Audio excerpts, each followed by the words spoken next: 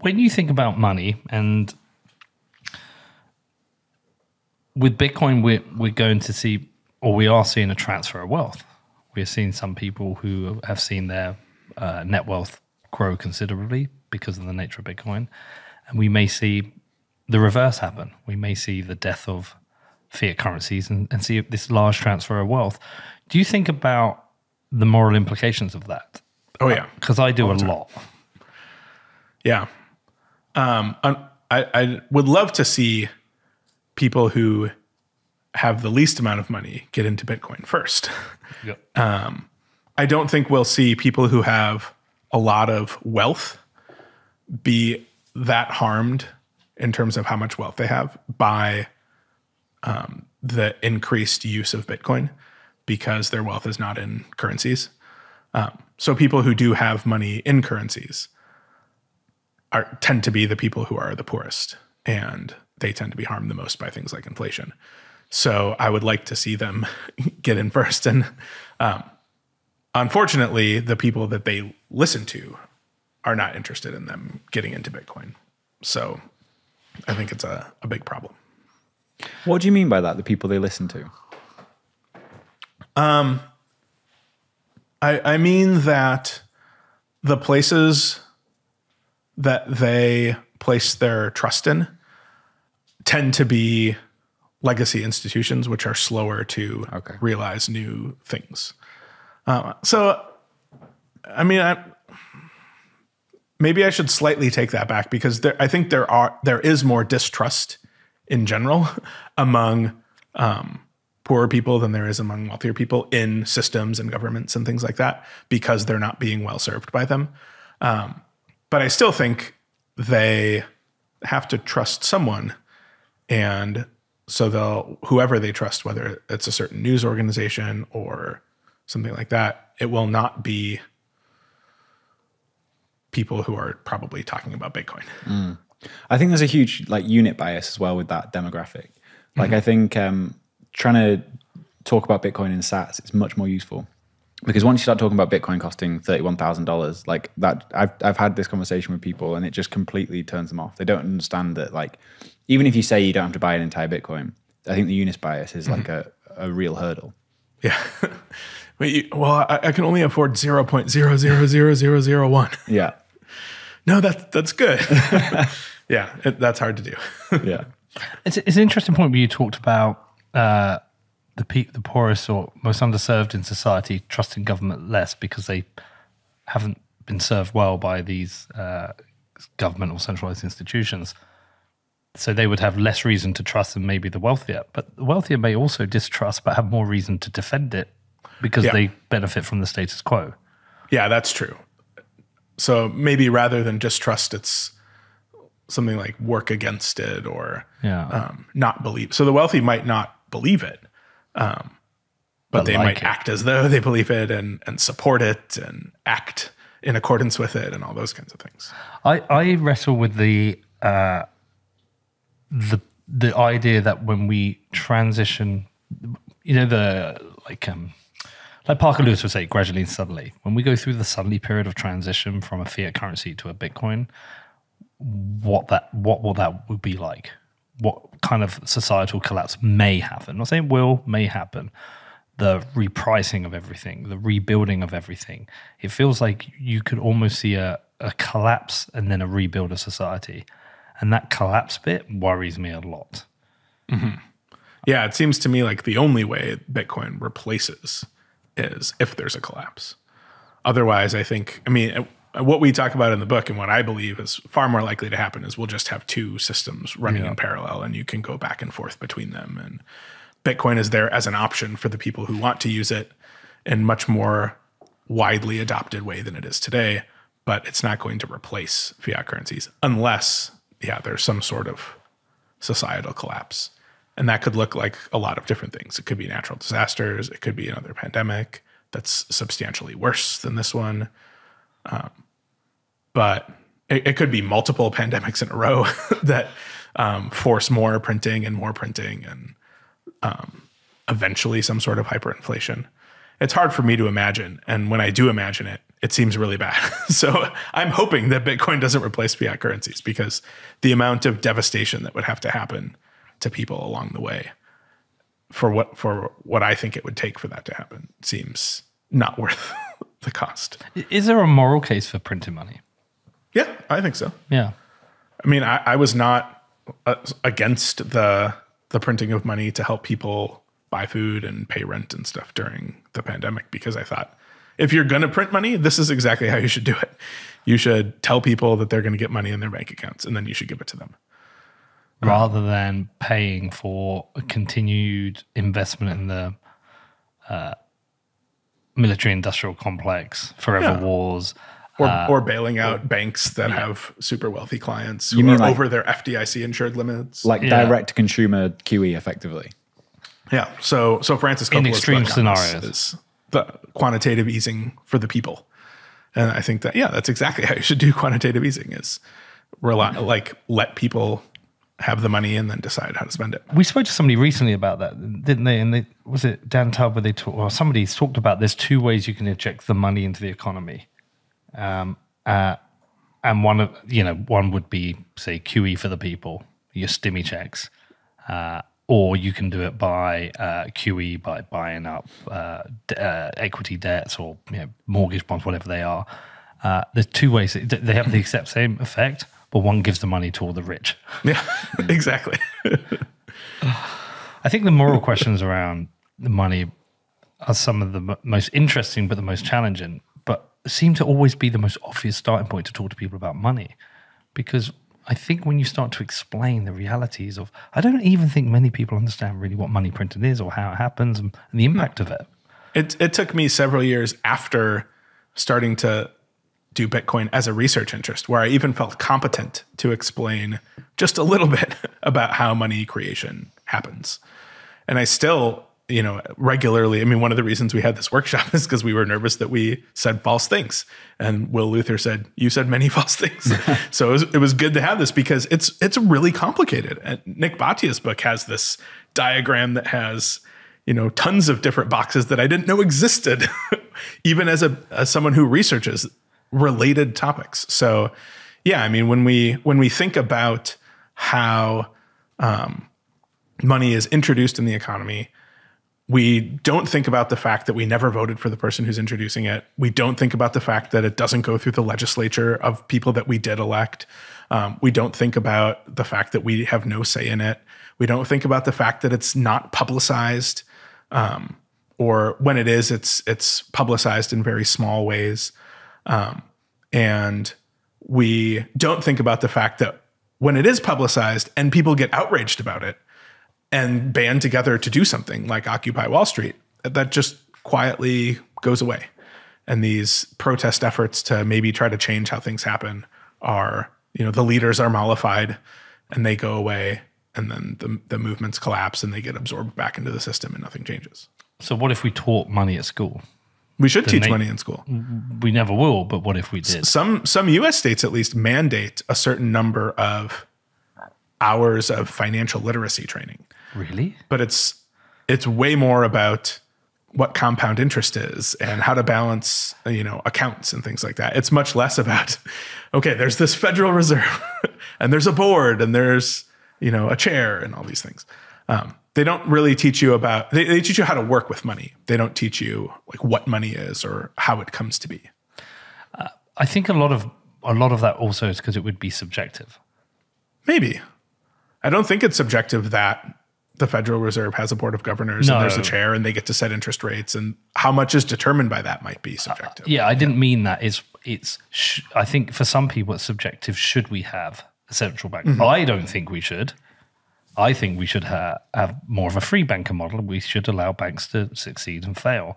But there's many people who argue back, no, we should have a central bank and we should be protecting the economy. We should be defending banks and we should be ensuring depositors so there is trust in the, trust in their money and they can keep it in the. I think certain things like that. And we know if the education comes from the Department of Education, which would be a government body, we know where their arguments would come from. What they would try and teach. So perhaps you can't ever teach that. Perhaps it has to be in a philosophy class. Yeah. I mean, once teachers, even high school teachers, have tenure, they could offer this as an elective, but it's not going to ever probably get into the common curriculum. What ideas around money in Bitcoin then do you most wrestle with? What are the ones where you are like, fucking, I just don't know? Good question. Let me think about that. What do you guys disagree on? You, Craig, Andrew? We don't disagree on much when it comes to Bitcoin, which is nice. I think the two issues that I probably wrestle with most are one is this future focused idea of what happens to the people who don't have enough as Bitcoin gets introduced. And the second is what happens to the climate. And is Bitcoin hastening the climate change or helping to incentivize solutions to it, or some of both? And what happens in the end? Or which direction are we going in, right? I think there's a lot of reason to think that the move from mining at home to industrial scale mining operations was bad for the climate.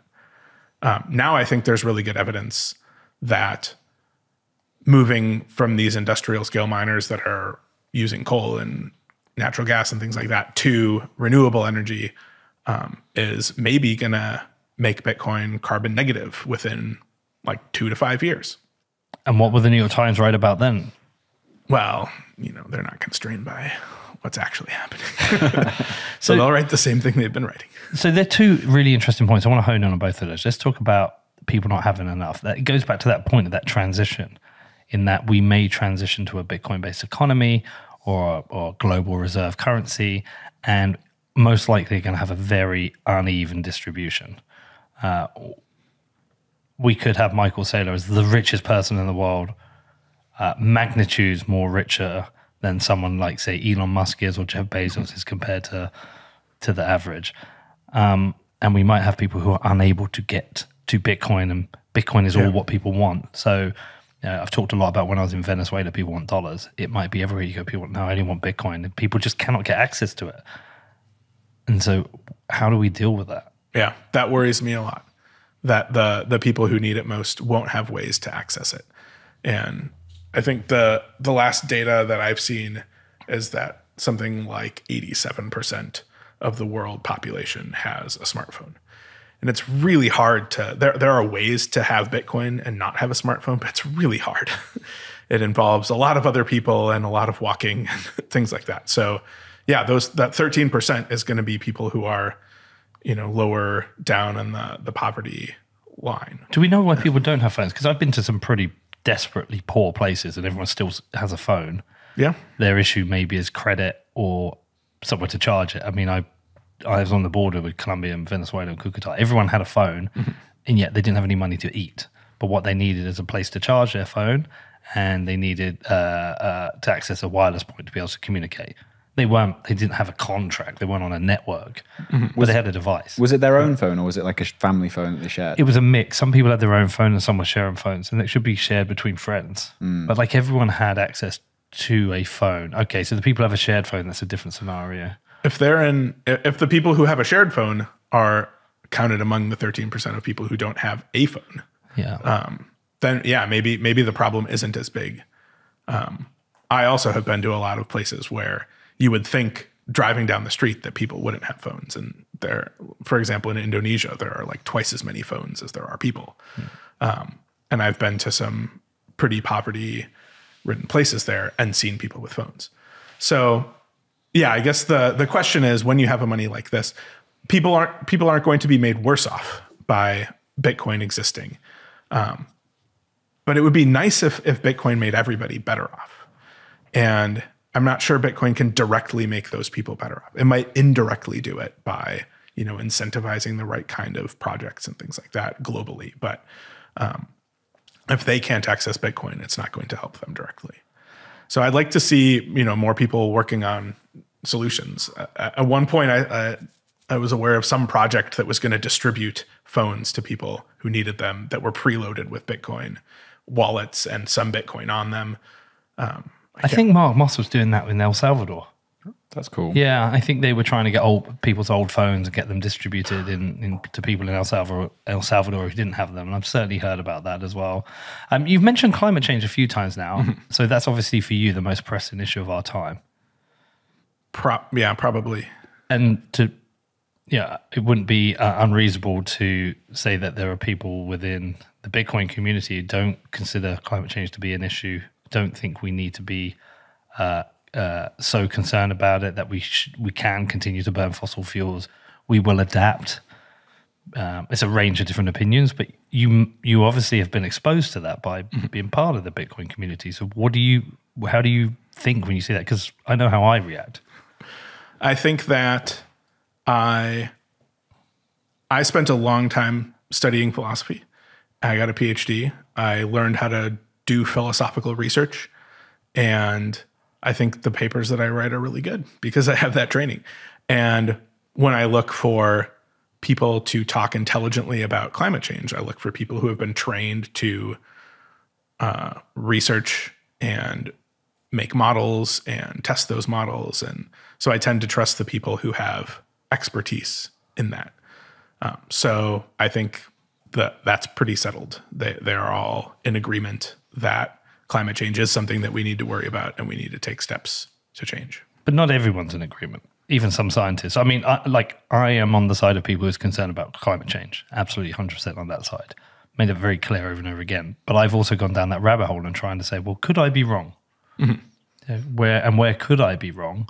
And it isn't 100% of scientists who believe that climate change is an issue, or some people claim that it may be an issue, but that we just have to learn to adapt. We're not going to fix this issue. Some have become resigned to the fact that humans are not going to. We're too greedy and selfish.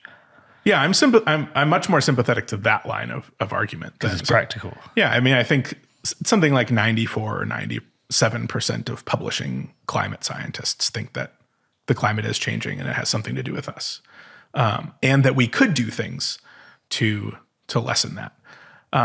So I am not super interested in trying to adjudicate that debate because I think it's pretty well settled.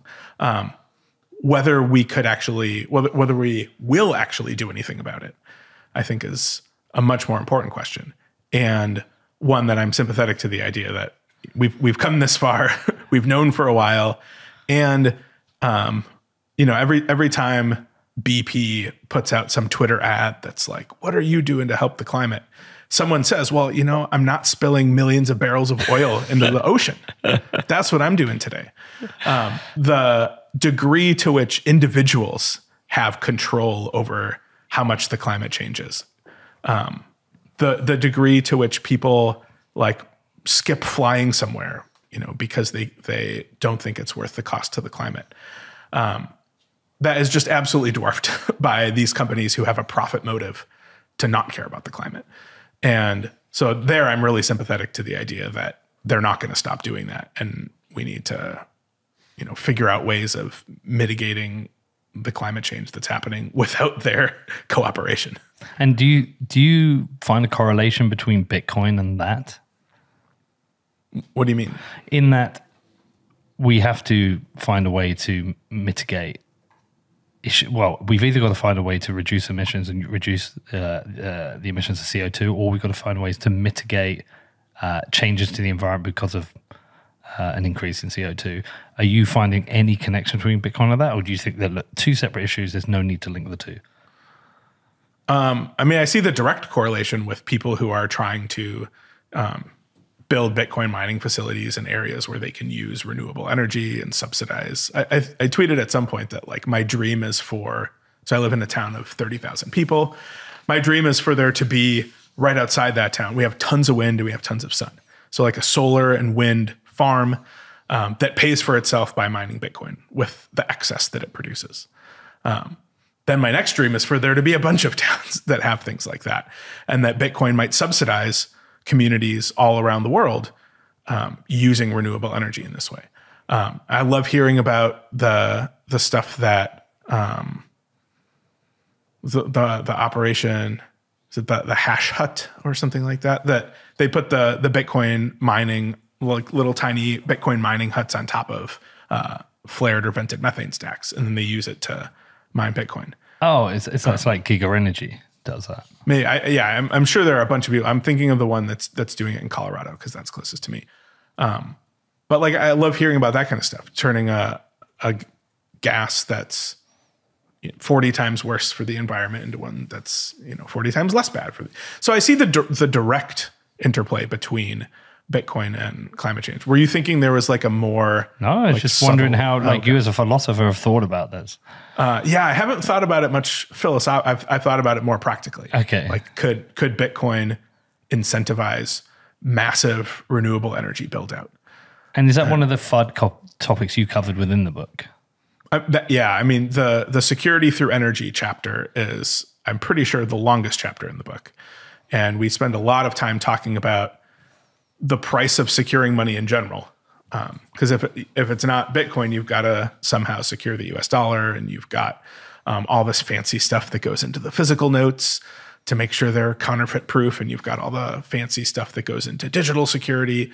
But then, we talk about how Bitcoin buys security, and then ways that it might end up being actually good for the environment. So, I mean, it seems like the biggest impediments to renewable energy build out is that the sun doesn't always shine and the wind's not always blowing. And sometimes they overproduce. And so if you have an energy consumer that's willing to buy at times of low demand in other places and willing to shut off at times of high demand, that can really help with renewable energy specifically. And that's exactly what Bitcoin miners are doing. With one of the other things that people attack Bitcoin for very early on is that Bitcoin is used by criminals and terrorists and such. By having an open, censorship-resistant money, not only can be used by good people, but it can also be used by bad people. How have you wrestled with that? The first sentence of the book, and I do not anticipate this changing, is Bitcoin is for criminals. Meet people where they're at, right? And so we talk about what kinds of criminals do and should use Bitcoin. It turns out not very many criminals should use Bitcoin because there's a public ledger and it's not super hard to track. So the people who do use Bitcoin tend to be people who are breaking laws of countries that have lower enforcement. And it tends to be countries with laws that maybe I don't agree with. And it's people who are using Bitcoin to break laws that I think should be broken, like laws like women shouldn't be allowed to have any money, things like that. So it matters what kind of criminal we're talking about and what kinds of laws they're breaking. And I think we're a long way from the situation in which Bitcoin is being used to pay for assassinations and things like that. It's become people who are resisting regimes that have much fewer resources than the regimes that you probably like the laws of.